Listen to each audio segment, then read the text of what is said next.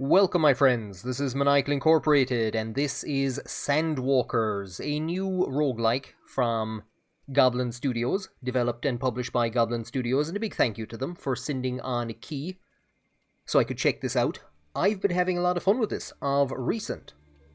It's somewhat similar to Curious Expedition in that we're going to have this world map that we're going to send expeditions out into, caravans, and generally, they're going to fail. When you play this game for the first time, you'll be playing as the 14th caravan. I'm up to, I think, the 20th or 21st at this stage. And like any good roguelike, we have a bit of meta progression. Now, as we send out our caravans to their inevitable doom, they will bring back memory points. We might have seen a little scarab beetle bringing the memory points of the last expedition back to the Crystal Library, and this is where we get some of our meta progression. And if you've played this game, and if you've just started off, you'll see that I've unlocked the combat consumables, fetishes. Max weight has been massively important. Where's the other one that's been massively important? Max supplies. So when you start off, you're not going to have enough supplies to get very far. You're not going to have the capacity to carry very much in your caravans, and it is going to be a bit of a frustrating experience. But as you bring back more of these memory points, which you can unlock by doing various different things on your expeditions, on your caravans, you'll be able to progress through these, we won't call them trees, through these various different unlocks. So I have 50 from my last expedition. If I want to upgrade this, I believe I need 2 fragments, and these are things that you can find in the world. I haven't found any. You start with 1, so I'm still missing 1. Followers in Macaw cities. So there are cities that we can adventure to. I've unlocked services. This would be reputation, so there's various different groups in the world that we can gain increased reputation with. I'm going to go for the health gain. We'll get that shield gain. I think that's pretty much all I really can get. We'll get the followers, but... or, no, we'll get shield again, actually, and we actually don't have enough for that. Okay, that's fine. I'm happy out. So here is our starting city, and the first option that we have is to select our caravan.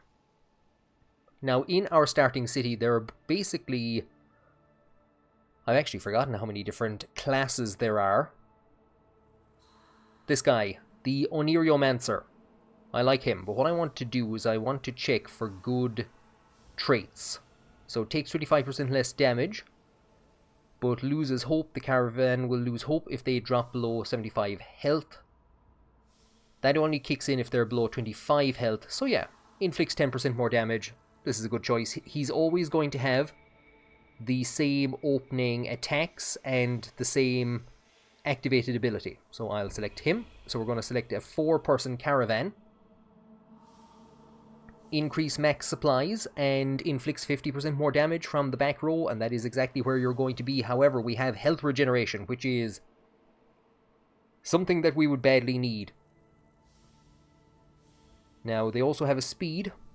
And this guy has one of the highest speeds in the game, which means that he's going to start off early, which gives you a bit of an ability to hopefully disrupt what the opponents are doing in combat. So I'm going to take this guy. So inflicts 50% more damage from the back row, which is where he's going, and we get increased supplies. This would be my natural choice to finish off the front row. Now, 50% more damage from the back row, 10% more damage, and this is where we have to take a bit of a risk. Do I want to select, maybe, this guy, and hope that another protector shows up on the next screen? These aren't tremendous, so for the extra 10% damage, I'll take this guy. 8 was a good choice. Takes 25% less damage, 10% more damage, and starts with health regeneration. Also has very high speed, has a great opening activated ability. So there you go. This, ladies and gentlemen, is your 22nd caravan. Straight off the bat, because of some of the Crystal Library upgrades that I got, I have 40 experience points to spend, and each of these takes 10 to upgrade from level 1 to level 2. So basically we can get the entire party leveled up straight away to level 2. So we will level up, which allows us either to upgrade one of the current attacks or to get a new one. So if the target doesn't have a shield, so this is good for attacking, well, it's not great. This one will do 36 damage but reduces our hope, and if hope drops low enough it's going to inflict a negative penalty onto our group. This one can hit 2 targets, so it doesn't deal as much damage, but it can hit 2 targets and impose slowed. So do you know what? I'm going to take that.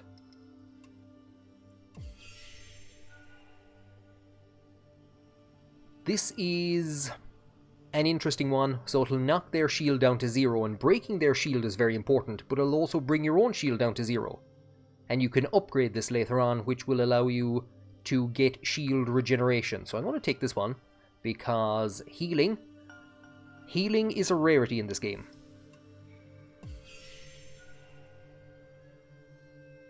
So 13 damage, and if the caster has a shield, they will impose slowed or protect an ally, and the caster will gain 38 shield. We'll take that one.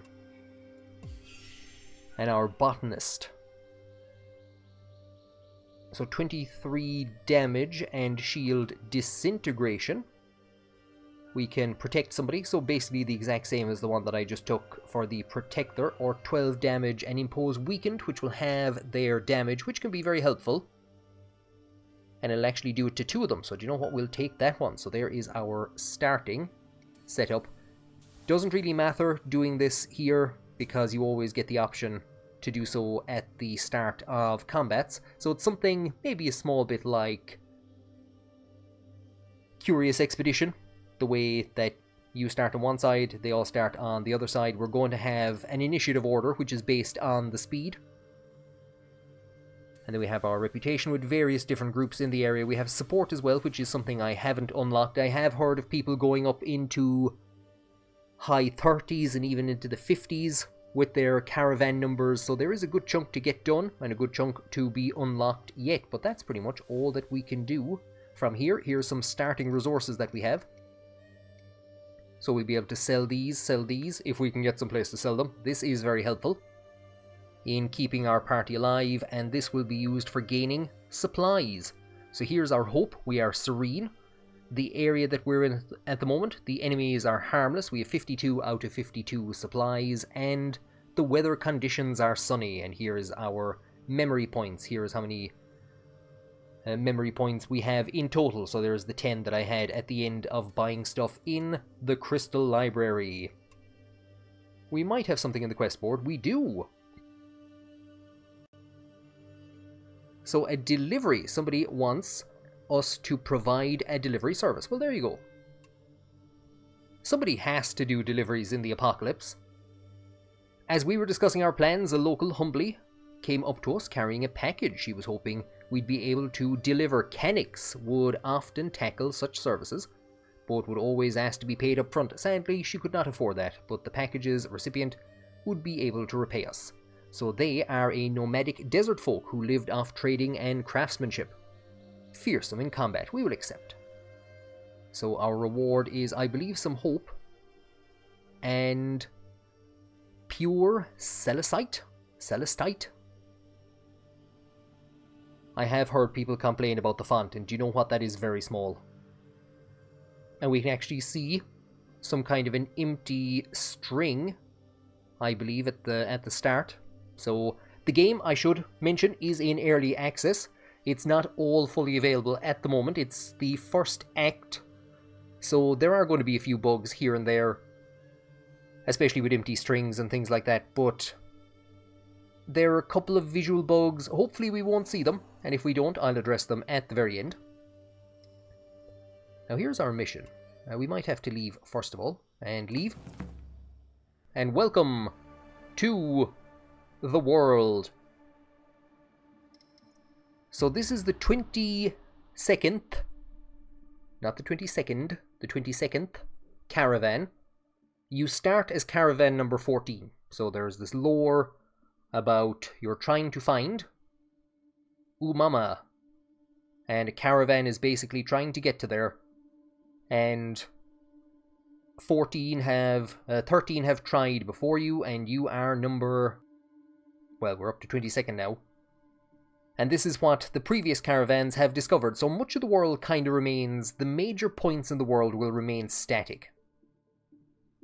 And as we discover these areas, these named areas, we get memory points, and there's other events then throughout the world which will also unlock memory points for us. Now, we don't really know, it doesn't seem that we know where we are to deliver this to. Deliver the package in any town. Well, there you go.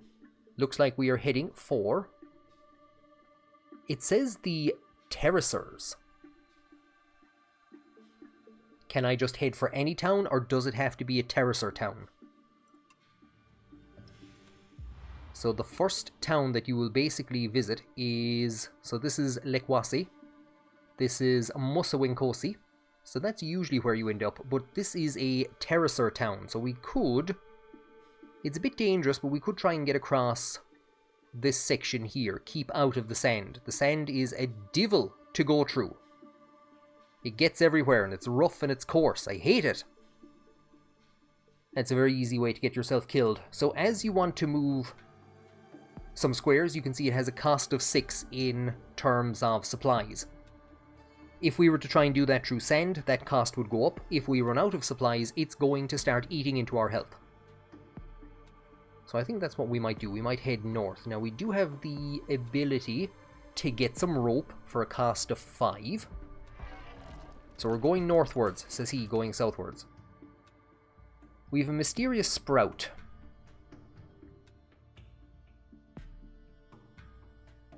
So we'll come to here.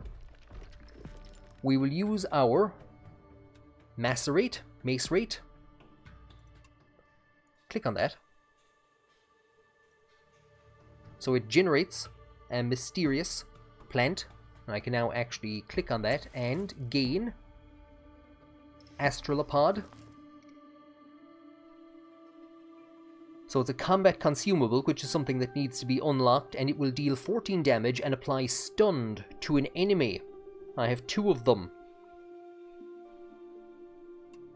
Anything that causes stunned is very helpful for a little mission here. Hunt the larva, which I've only tried once and been absolutely annihilated on. So we've started wandering very far south from where we're going. There's a dense cactus field over there. We're getting a bit distracted.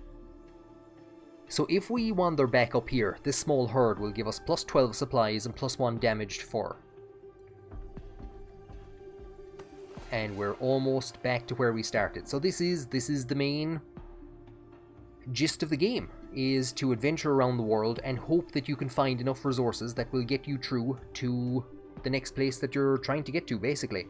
And we also have the ability of using these activated abilities. So fertilize arid fields and plants. So I could have used that on that instead. Anything that requires macerate or macerate. So if you can find a kind of a group of them all in one area, that's a good one to activate. This one will give you increased shields for a duration of value. This will reduce the cost of moving, and this will also reduce the cost of moving to 0 for a shorter period of time. We'll take a gander up in this direction. It seems to be pointing at something. We were travelling beneath a sailboat, so these are random events that will pop up. That was gliding through the skies, but it suddenly got caught in a whirlwind. Out of control, it started to nosedive in our direction, so we can flee. 50% chance that one of our caravaneers will lose 20% HP.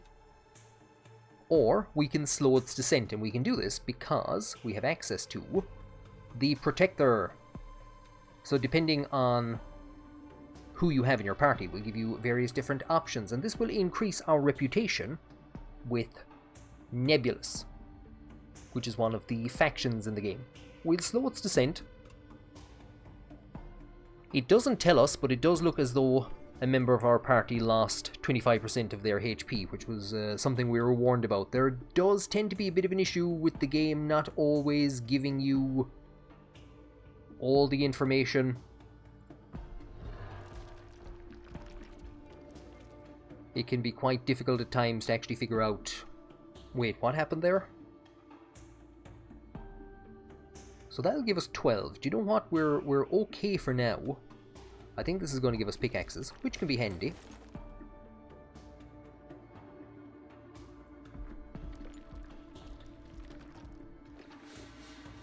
And we can come to this lookout tower.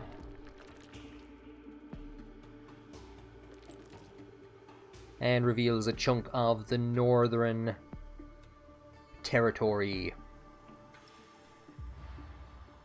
So basically, nothing over there. We can't make it over there. We need mace rate, and I don't know if I want to start wasting it. This is a fairly tough pirate group, but we're early on. There's a campsite, so we can wander into this raid area, just like something like Curious Expedition, where you wander into, but they don't tend to move around the map. So with Curious Expedition, various different beasts and things will move around the map as you move, whereas these guys are all static. So we have our combat consumables. I'm going to hold on to them. Probably not going to use them. And we can see here why it's important getting some high-speed characters in, because their speed is higher than these two characters, and they're higher than most of the other characters. And it has happened to me that basically they've moved, all four of their characters have moved, the enemy party, and just one-shotted one of my characters, or concentrated on them. We can see this guy in the front row is intending to use Team Spirit on the guy at the back, so he's gonna protect him. This guy is gonna protect that guy. He is aiming for our Teller, and this guy is aiming for our Snail Man, and he's going to deal 22 damage. And he's going to deal 23, and we get a bit of a kind of a description. So it's going to knock the shield down by 17 because of various different resistances. So you can see he has a 25% resistance. So what we might want to do, we don't need to focus on these guys too much at the start, but if we can break their shield, if we can get them down to 0 shield, it will stun them for a turn. So it's very easy to stun this guy straight off the bat. The other thing, of course, I could do is actually cast Health. Considering that there's nothing coming in that's going to deal any damage, I could actually heal our Protector. And we have Strong Winds, which has no effect. Thorns is always a handy one to start off with. So it's going to give our guy in the back row 12 shields, and it's going to apply thorns, so when they get attacked they will deal damage back.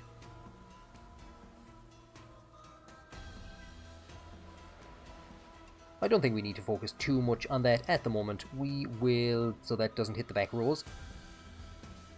It will take out either of the two front rows. We'll go for this guy, as in it'll break the shield. So we'll see stars floating around overhead as they are confused, and as he then basically skips his turn.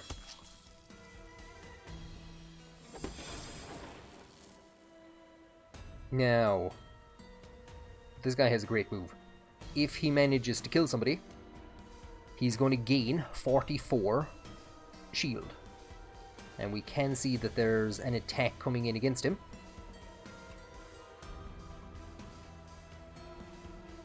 And again, it can only be used on the front row. It's not the best, but it does actually kind of darken. I think it does, anyway. So this can only be used on himself. So if we select this one, it highlights the front two, and the back two then are kind of in a darker color. It's slightly difficult to see. It's also slightly difficult to see some of the numbers. So we'll put this guy out of his misery, gain some shield.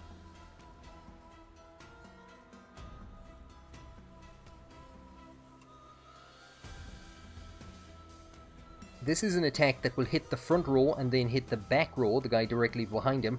So it's going to deal a small bit of damage to the front row, but it's actually going to knock the shield out of...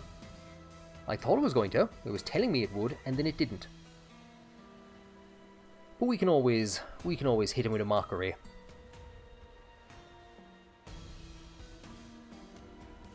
That's 18 damage. Yeah, we'll hit him. We'll hit him with a mockery.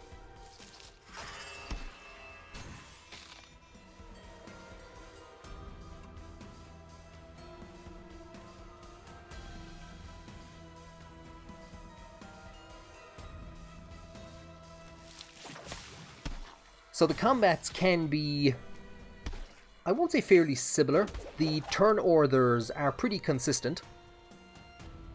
So you're never going to... It doesn't roll. It's basically the flat speed is all that's used. It's not a random number or anything like that. We could just get this guy and it's often he ends up with like 100 health.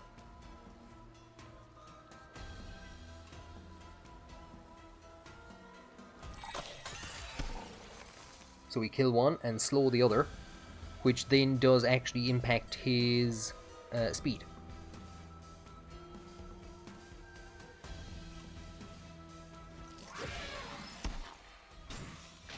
So we have both of them stunned. They should be stunned for just a single turn. It can happen. I was saying one of the bugs at the start. The dead bodies, when they remain behind, sometimes they disappear and sometimes they will remain behind. The problem is, and I have seen it once, where I was targeting a live opponent and the attack was being directed at a dead body, which should not be happening Darkest Dungeon style. As everyone is stunned, we will take this opportunity again, because healing can be hard to come by. We will take this opportunity to do some healing. He can't heal himself, and he seems to be taking a bit of damage. A combat log telling us what the damage is from would be helpful, because quite often, again, with the size of the modifiers, it can be difficult to kind of figure out what's actually going on.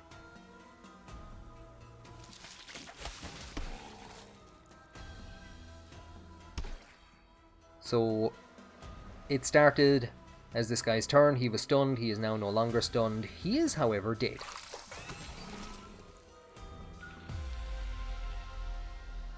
So we've gained 29 XP. We have gained lockpick, which can be used for opening chests, and meat, which can be used to generate 12 supplies for the caravan. And that's going to be helpful if we find ourselves out in the sand.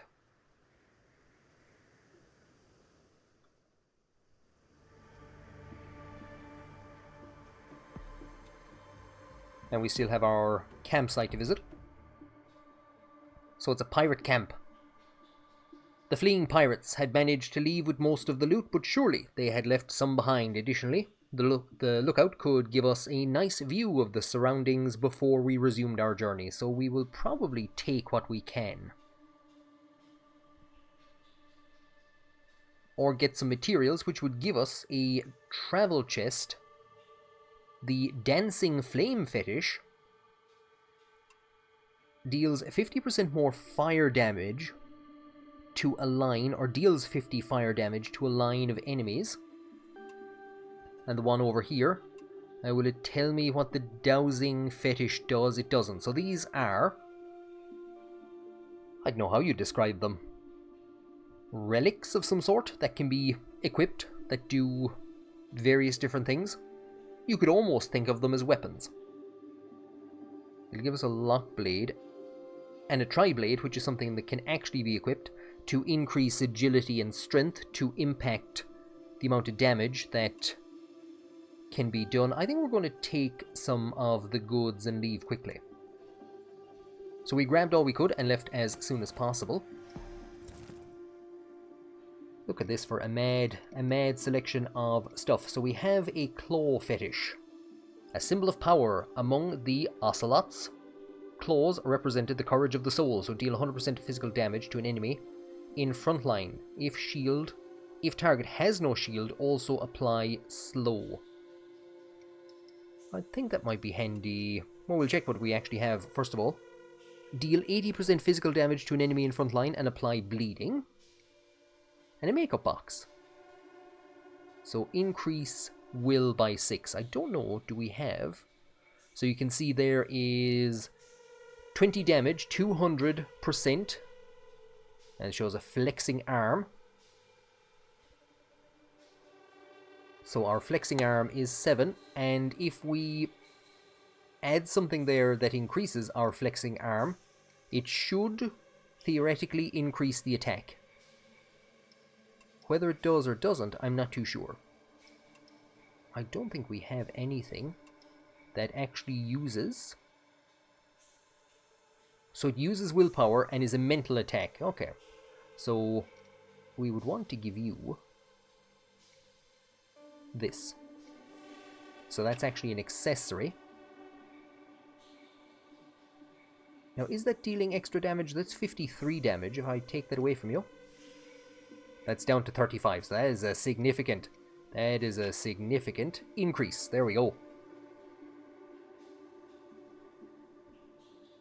And then for the actual weapons themselves, possibly he might be getting one.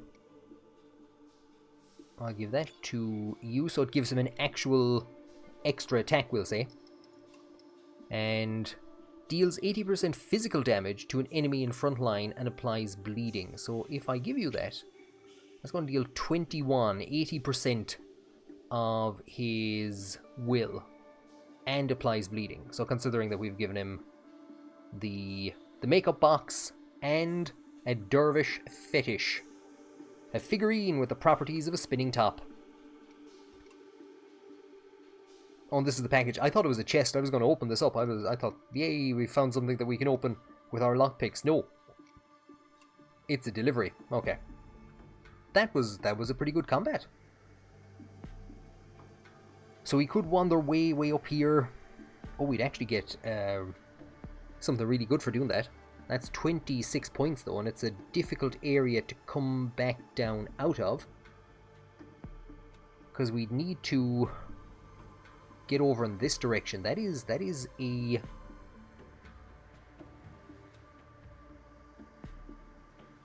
Do I want to risk it? What are we talking about there? Minus 26. And then we have this, which will give us 12. So these are the decisions that need to be made. We won't. We're going to head in this direction. Minus 24. We're going to get to a crystal. From what I understand, it's going to reveal part of the map. But it doesn't actually show you what it's revealed. We're getting into a more dangerous area. So if we go to the region map, will it show me? That's not new. So this is the problem. I have no idea what that actually did. We didn't get anything for it. I don't know if it gave us XP. We need one more XP to level up somebody. It didn't give us memories. I don't know what it did. Now we're going to come to this place, and we're going to be told that we need a archaeologist, which we don't have. We could try and go up here and attack these guys and hope that they have supplies. Doesn't always work out.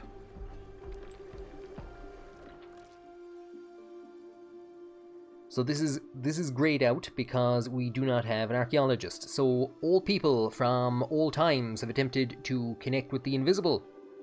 We were looking at one such attempt. We can admire the altar or read the writings. Let's admire the altar. We get some text.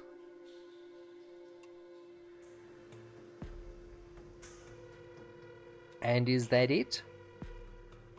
So we didn't gain any memory points, which is our meta progression, and it's really the reason that we're doing this. We didn't gain any XP, so I'm not too sure. Is it just that there's nothing there?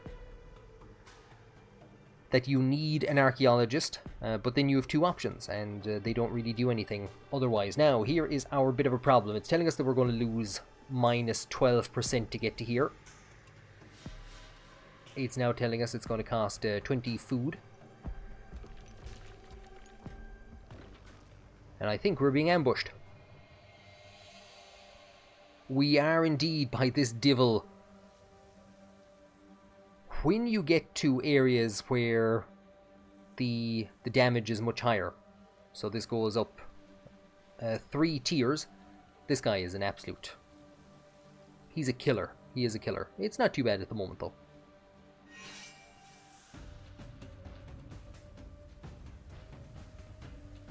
Okay. So he's targeting the guy at the back, and he's going to deal... Oh no, he's targeting himself. I'm getting confused. And he's targeting the Protector. He's not actually going to deal enough damage to break the shield, so do you know what? It's going to be another increase his health.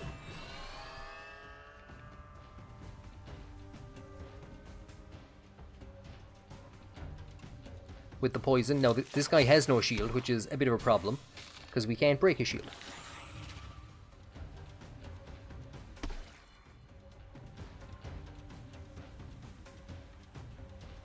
I think this guy has resistance. He doesn't! So with his makeup box, we have an insta-kill. If I can keep him alive, then we can do another heal. I can't heal himself, that's the only problem. We can do another heal and finish him off this way. So that was good.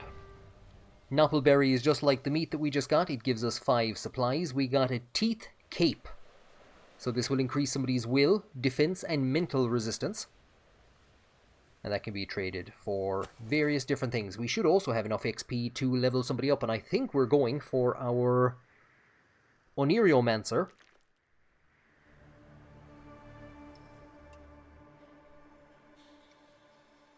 So that is, what's that going to do? It's going to increase his will. Fantastic. So his will has gone up to 21. So Shell, so this is what it currently does, and this is what it'll be upgraded to. Death Pulse. So 42 damage, and it'll go up to 42 damage, 57 shield, and Galvanize, so he deals more damage on the next attack. I'll take it. So that's 62 damage and 57 shield that he is getting. So that increases will, and like I said, I don't think we now have anybody else that is using will attacks. Because you can only have one thing equipped. What else is it doing though? Defense. So whose defense is... Everyone seems to have a defense of 3. But I think you have a lower shield. And you have lower health. So do you know what? We'll give you that. And then this is a Jim Backerite route. I'm almost certain I knew a man called Jim Backerite once. So here is something that we can go up to. Question mark, question mark, question mark. It's going to give us some memory points, but it's going to take us way off the beaten track into some kind of strange territory. It's unlikely we're going to find something that will allow us to come back out. There is the Palatine Ruins, which I've never visited. And we can actually see that there's a road leading up there. We'll see if there's anything that brings us up in that direction. But for now, I'd say we're going to make it to here. Possibly down to here and across in that direction. That's what we're kind of looking at the moment. Because there's some scary looking devils, and we can see it's getting harmful.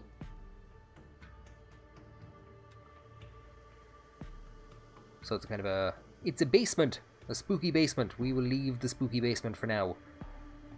So we're going to take 4%. Our Caravaneers will take 4% damage if we go to here. We don't have anything that we can unlock.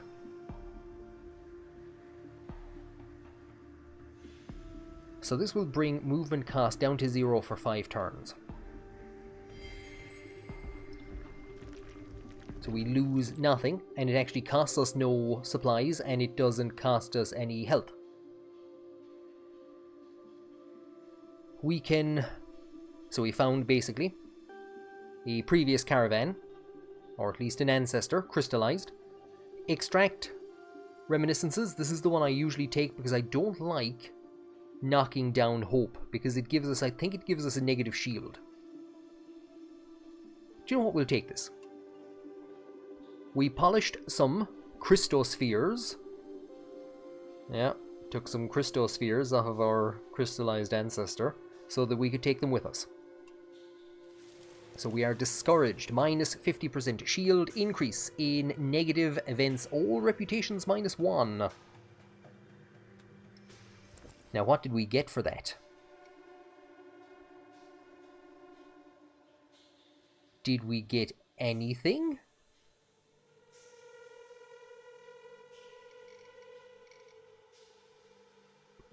Looks like I should have gone with those reminiscences. We'll take the -4% penalty to get some supplies.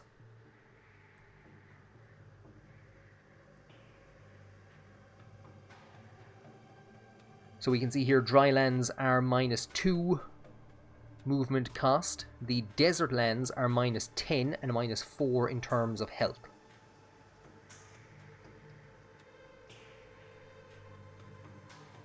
So what I'm going to do is we will activate the travel song. Reduces movement cost by 2 for the next 10 rounds.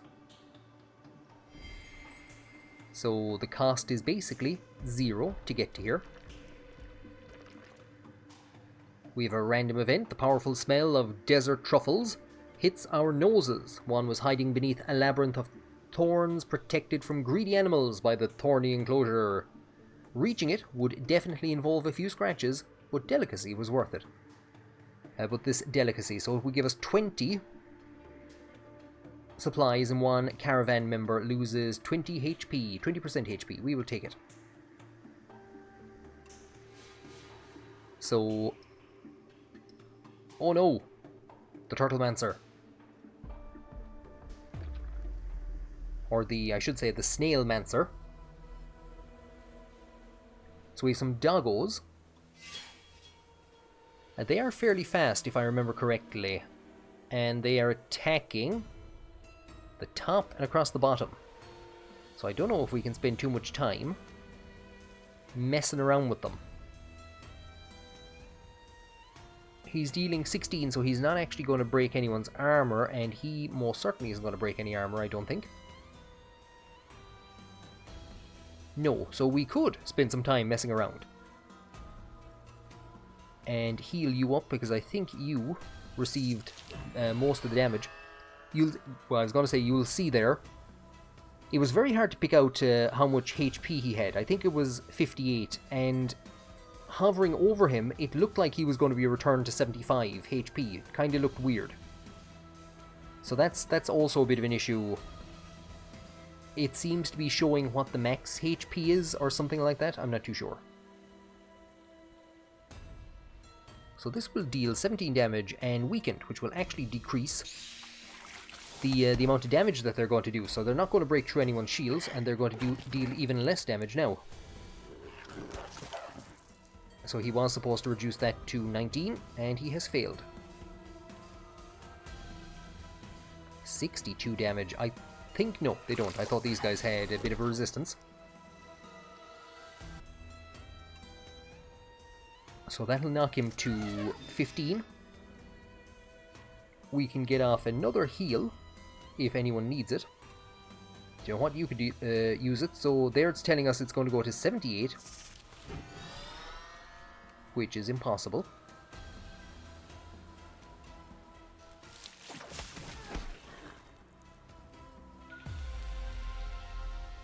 And we win again. We're on 30. I don't know if we have enough for another level up.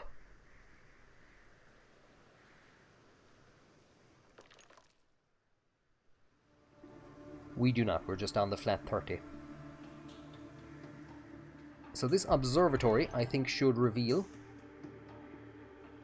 part of the night sky. Oh wait, no, part of the map. So -2 supplies and we will get 12, or -12 supplies, we'll get 12, and some shards. Most likely we're going to hit here, probably wander over in this direction. And it's putting us on a good pathway.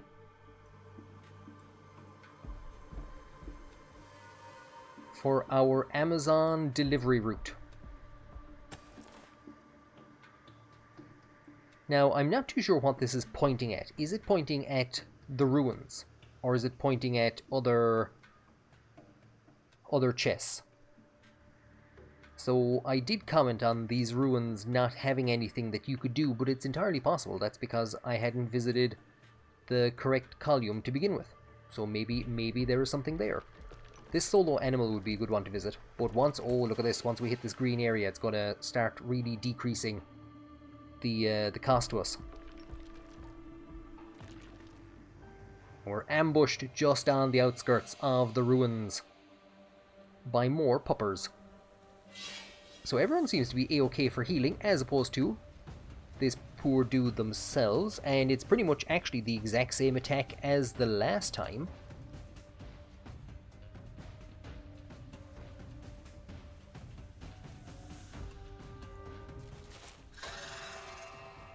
So we don't need to heal anyone.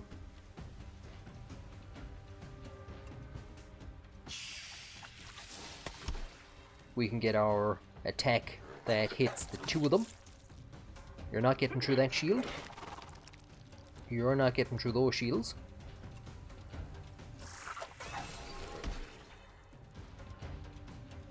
And we have bleeding.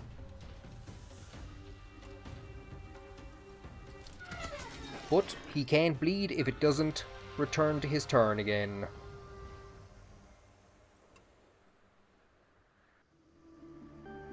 So we're now on 44 XP, so it was giving us the XP total, and plus 14 then for how much we had gained. Who's doing good work for us? Who's doing good work? Do you know what? You have a good strong attack. I'd usually actually go for the Oriflan next, but you have a good strong attack. In this one. So at the moment it's dealing 14 damage in weakened 1. This will put it up to 19 and weakened 1. Or Thorns 5. I like this one. This one's helpful to us at the moment, so we'll go in this direction. So no, here are the exact same options as the last time. Last time, do you know what? I can't remember what I did. I think I admired the author. This time, obviously, we'll do something more sensible. We'll read the writings. Okay, we just get more text. Okay. And we got some hope. Something happened. So we're optimistic. Plus 25% shield increase in positive events. So plus 25% shield increase in positive events. Increase, and all reputations are +1. Fantastic. After all my complaining, something good has happened. So right ahead of us, there we are. We're just to the north of that city. Fantastic. So here we have cost of 4 for crossing these areas. There's a cost of 2 for the drylands, 1 for the arable land. So as we get in here, it's going to, the cost is going to drop heavily. Yeah, we'll get to here. I often find it's easier to just take small steps, because you don't know what is going to kind of pop up and maybe require your attention. So what I'll do is I'll drop this here. It's gonna wake this thing up. We can take it for supplies, because once we get in here, we're gonna regain all of these spent activated abilities.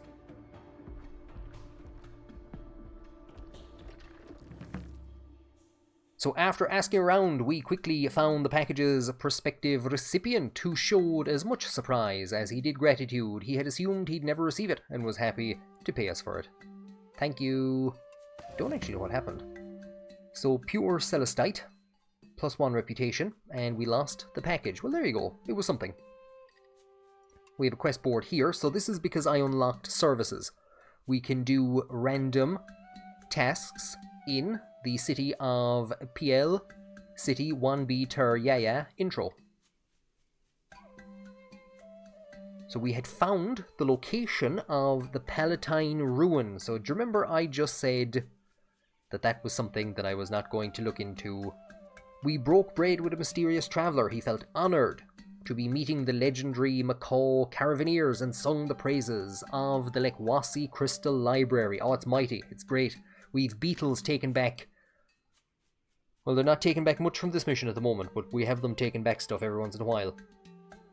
Home to vast knowledge of the Fithic Age. So that is the Fithi, TT Fithi, is the world-altering environmental catastrophe that has basically kind of created the world in which we are. It is the reason why a lot of the knowledge has been lost and why caravans are being sent out into the previously known to restore knowledge and to try and reopen routes to Umama, the World Tree.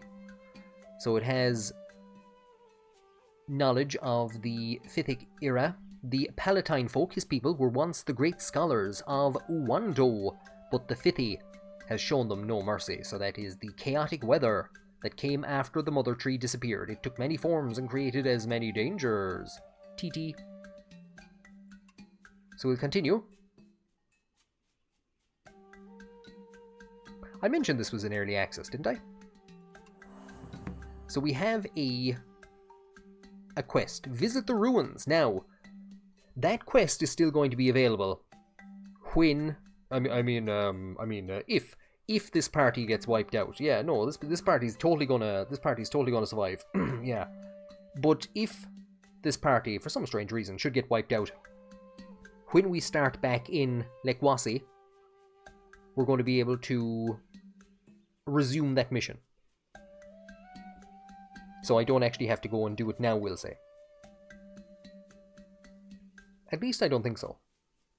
Because I wouldn't have gotten back, I don't think I'd have gotten back that delivery mission. Now, we do have the ability here to recruit, and these are little dudes that we would not have access to in Lekwasi. So we will never, well, I doubt we will ever be able to hire these guys. And there is the archaeologist that we've needed for a variety of the ruins that we've travelled through. There is Nanang, or Nanang, genius, and a hydromancer. So what can this guy actually do? Pocket sand. You're not going to throw sand in somebody's face. Dude, the entire place is made of sand. You don't need to keep sand in your pocket. Antiseptic slime removes debuffs and converts non-vegetal resources nearby into 10 experience points per tile. Hell's bells. Now, we would need to spend 50 resources to buy him, and we don't have a vacancy in our party yet. Geodesy reveals 4 elements hidden in the fog. So he also has the antiseptic slime and chemical burn.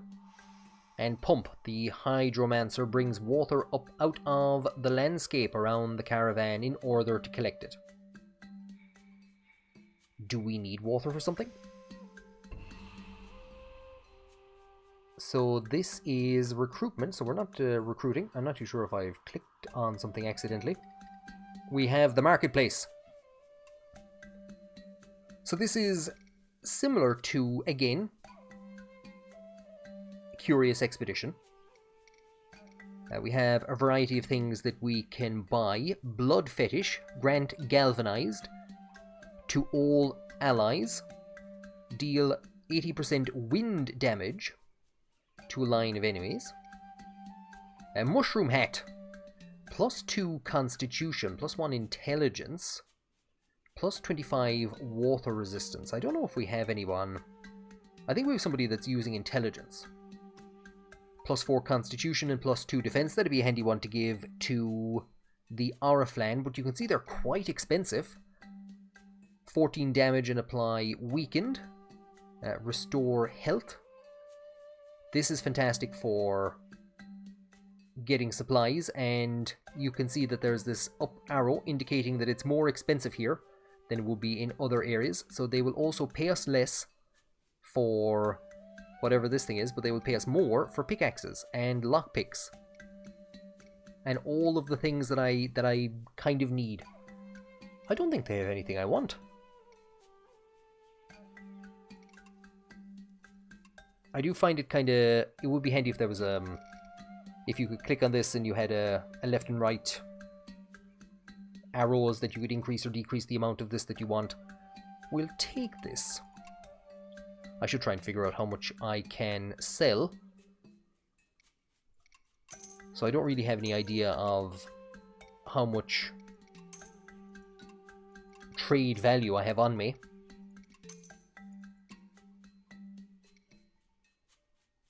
So we're spot on at the moment, 84.84. So there's 24, there's 34. Is there anything that fits perfectly? Not looking like it. We'll get 2 of these for the fun of it, I think. And what was I going to sell? There we go. So they're getting 3 points more than us. I'm not too sure if you drive this up, will it increase reputation or anything like that? But there's a lot going out. Not a huge amount coming in, but this one is going to help us with healing if necessary. That's going to help us with supplies, and that's going to help us to bait lads. So the inhabitants stared at us strangely. It was impossible to say if we truly looked like the caravans of the past. We are respected, and we now have the ability to rest. It's going to grant 25% health to all of our party members, and it's going to give us 15 supplies. We don't have the ability to do that again. I'm not too sure if it unlocks at any stage. Again, if we can return here and rest again after a certain amount of time, because I've never made it back to the same city. And we can leave and return to the world map. So from here, lots and lots of different things that I can do. This has been a very successful run so far, because I don't often make it to this region. Could wander up to this quest, could wander up and attack that campsite, attacking the pirates first of all along the way. We kind of have a high ridge along here. So if we bring up the map, we have this fairly high ridge. It doesn't actually really appear, but this is an elevated area which is blocking off our line of sight into the sand. We might want to come up here and progress in that way. Or I thought we were in Musawinkosi. I love saying that. We might want to proceed south and go in this direction. There is the underground, which I have not gone into yet. A very tough quest here. Hunt down the larva, which I have not been able to complete yet. Got the living daylights baiting out of me. It's going to be a tough one to go back the route we came, because we're not going to have any actual resources to allow us to go back there. Everything that we picked up is gone. So it would have been more helpful if we came down here, up, and then we could go back, visit this place, and then just die in the middle of nowhere. I would probably head north. That's probably where I would go next. Head up north. Adventure around there for a while. So, at least to here and to here. Hopefully get some supplies that would bring us down. It could all turn very quickly. You run out of supplies, it could turn very quickly. Your party members start dropping in health. You get a fight against some well-shielded enemies that are going to deal some hefty damage to you, and you are very quickly in trouble. So it can turn on a knife edge. But so far, this has been a fairly successful run. I'm going to leave it there. I was almost certain that I was going to get wiped out and you were going to get to see the whole thing. But once your party gets wiped, it's basically back to the Crystal Library. Now, I don't actually have any memory points gained so far this run that would do anything. So it's been a strange one. In one way, I haven't made any progress, and in another way, I've actually had a great fun adventure. So, when I played this first of all, I got from Lekwasi to Musawinkosi, and I was given a challenge to find a jade fetish down around here. I don't know if I wandered in that direction, but died somewhere around here. That was the 14th caravan. It was the 18th caravan before I was able to get the artifact and take it. Picked up the artifact and died. And it was the 19th caravan before I was able to go with the jade fetish, which had been brought back here directly from Lekwasi to Musawinkosi. So that was about 5 caravans, maybe 3 or 4 caravans of failure and frustration. So I do get the feeling from watching a few people play this on Twitch that your first caravan goes well, and then the next couple go fairly poorly. And it's going to take you a bit of time after the first caravan to find your footing again. There are moments of tremendous frustration, like that when I went out with those caravans and got absolutely annihilated. But then there is the elation of breaking through that point that has been an obstacle to you, or trying something different, sending out a caravan with no intention of making any progress, just looking for those memory points that are going to help the next caravan. I would like some kind of a roll of honor. That would... something maybe like the high scores in Caves of Cud, that you could actually click on the 15th caravan, the 16th, the 17th, the 18th, and see what they achieved. How many memory points did they bring back? How much trade did they do? How much reputation did they gain with various different factions? What contribution did they make to the overall story? But so far, I'm having a lot of fun with it. There are a couple of issues, there are a couple of bugs, like I said. Sometimes attacks will get redirected towards dead enemies. Sometimes you end up in scenarios with strange string, just bits missing or whatever. You saw some of it there, not placeholder text, but variable names and stuff like that showing up. Sometimes it does feel as though the difficulty has ramped up very high. There can be moments of frustration, but if you're prepared to get through those, I think it's part of the game, and it builds the atmosphere, the frustration, the failure, and then a caravan breaks through and achieves something. So if that's not to your liking, if that's not the type of idea, if that's not your idea of fun, frustration and failure, if that's not your idea of fun, I'm not too sure you'd enjoy this. I've had great fun with it so far. I'm looking forward to continuing on to this part. I'm not too sure then. I have a feeling once we get to here that that's the end of the game, and then, or the end of Act 1 I should say, and then we're waiting for other parts to be released in early access. But I've about 7 hours in just unveiling this much, so there's a good chunk of time. Like I said, I've had fun with it so far. If you would like to continue on with the adventures of the 22nd or the 22nd caravan and other caravans, the others which will no doubt follow it, I'm playing this over on Twitch, so check out the description below for a link to my Twitch channel. I'll be playing this, playing a lot of Caves of Cud and Deep Rock Galactic as well at the moment. So there you go. Tell me if you've played this, what you thought of it, or if you haven't played it, what you think of the game loop. Because like I said, once this party dies, it's back to the start, back to Lekwasi, and we're out into the same world again.